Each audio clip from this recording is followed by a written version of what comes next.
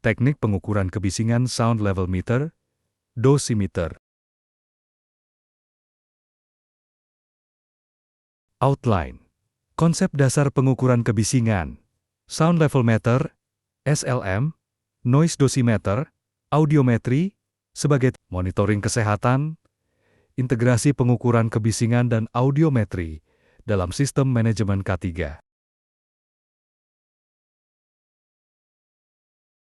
Tujuan: menjelaskan prinsip pengukuran kebisingan di tempat kerja, mengoperasikan dan memahami hasil dari sound level meter, SLM, dan noise dosimeter.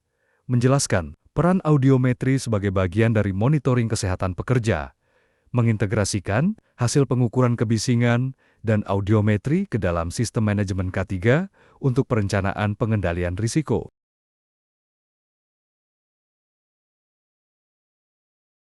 Konsep dasar pengukuran kebisingan. Tujuan pengukuran kebisingan. Pengukuran kebisingan dalam K3 bertujuan memastikan kepatuhan ENAB, menilai risiko paparan, serta menentukan strategi pengendalian yang sesuai. Data hasil pengukuran menjadi dasar objektif untuk mencegah penyakit akibat kerja.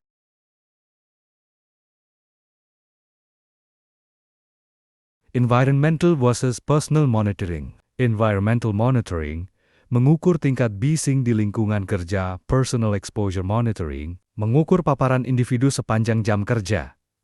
Keduanya penting untuk memberikan gambaran menyeluruh risiko kebisingan.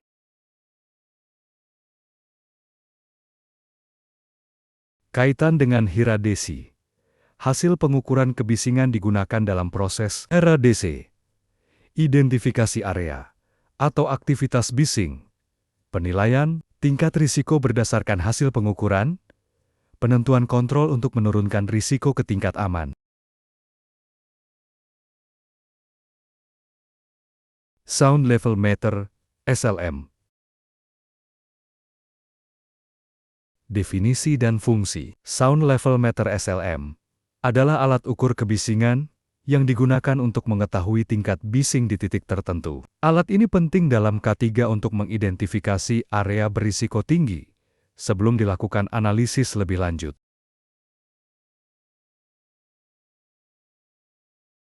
Perhatikan gambar berikut.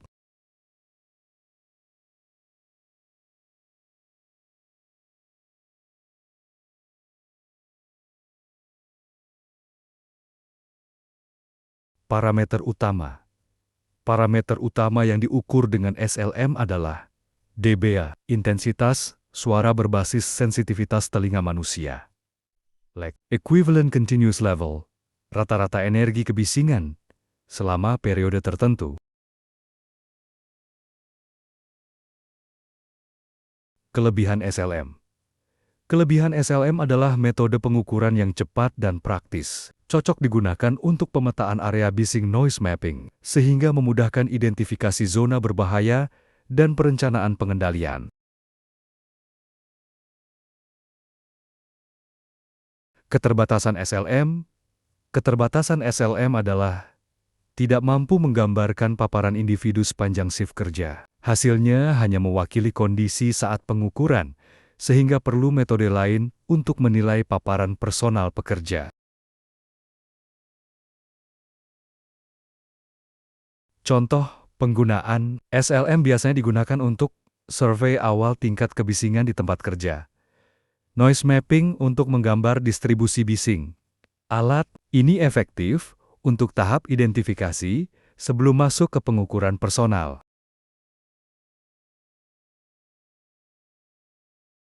Noise dosimeter.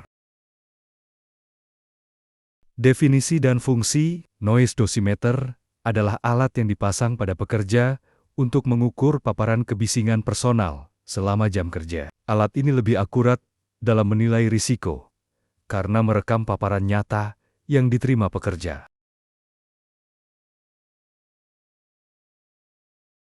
Parameter utama. Parameter yang dianalisis dengan dosimeter meliputi dosis kebisingan, total paparan yang diterima pekerja, tua time, weighted average. Rata-rata paparan berdasarkan waktu kerja. Kelebihan noise dosimeter. Kelebihan utama adalah kemampuannya merekam data real-time sepanjang jam kerja, termasuk saat kondisi bising fluktuatif. Hal ini memberikan gambaran yang lebih representatif terhadap paparan pekerja. Keterbatasan noise dosimeter. Keterbatasannya yaitu biaya relatif lebih mahal, membutuhkan keahlian dalam pengoperasian, serta analisis data yang lebih kompleks dibanding SLM. Contoh penggunaan noise dosimeter biasanya digunakan untuk menentukan paparan personal di area dengan bising tidak stabil, membandingkan hasil paparan dengan nilai ambang batas NAB, mendukung program hearing conservation berbasis data individu.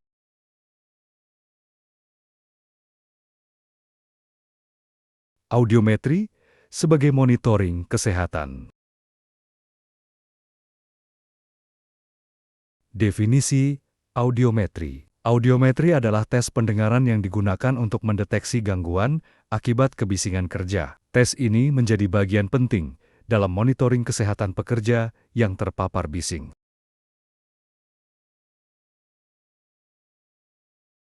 Jenis audiometri. Audiometri dalam program K3 biasanya dilakukan secara baseline, pemeriksaan awal saat mulai bekerja, berkala, pemeriksaan rutin untuk memantau perubahan. Tindak lanjut, jika ditemukan gangguan, dilakukan pemeriksaan lanjutan.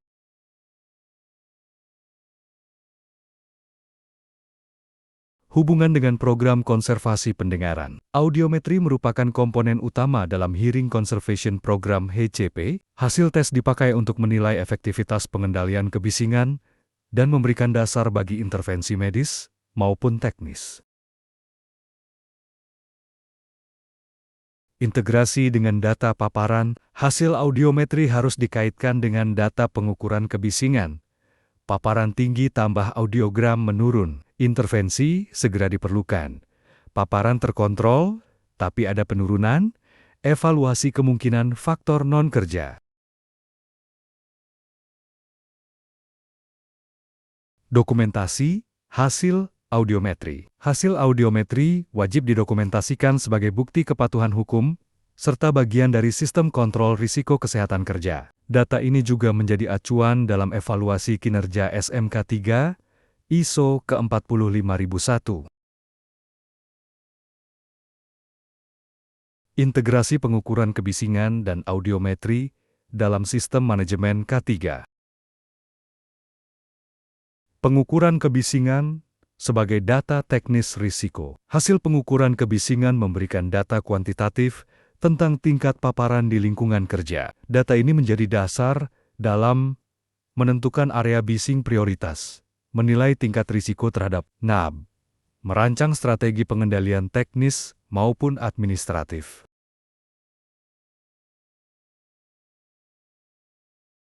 Audiometri sebagai data kesehatan pekerja. Audiometri melengkapi data teknis dengan memberikan evidence kondisi kesehatan pekerja. Dengan hasil audiometri, perusahaan dapat mengidentifikasi gangguan pendengaran sejak dini, mengevaluasi dampak paparan terhadap individu, menentukan kebutuhan intervensi kesehatan. Kombinasi data sebagai input, pengukuran kebisingan tambah audiometri, dasar evaluasi efektivitas program, evaluasi efektivitas pengendalian teknis, dan administrative continuous improvement. Hasil pengukuran dipakai untuk perbaikan berkelanjutan, menentukan prioritas pengendalian sesuai tingkat risiko. Kaitan dengan ISO 45001. Hasil integrasi mendukung penerapan ISO 45001. Klaus 6,1. Tindakan menghadapi risiko dan peluang. Klaus 9. Evaluasi kinerja manajemen. K3. Membuktikan bahwa organisasi mengelola risiko kebisingan secara sistematis dan terukur.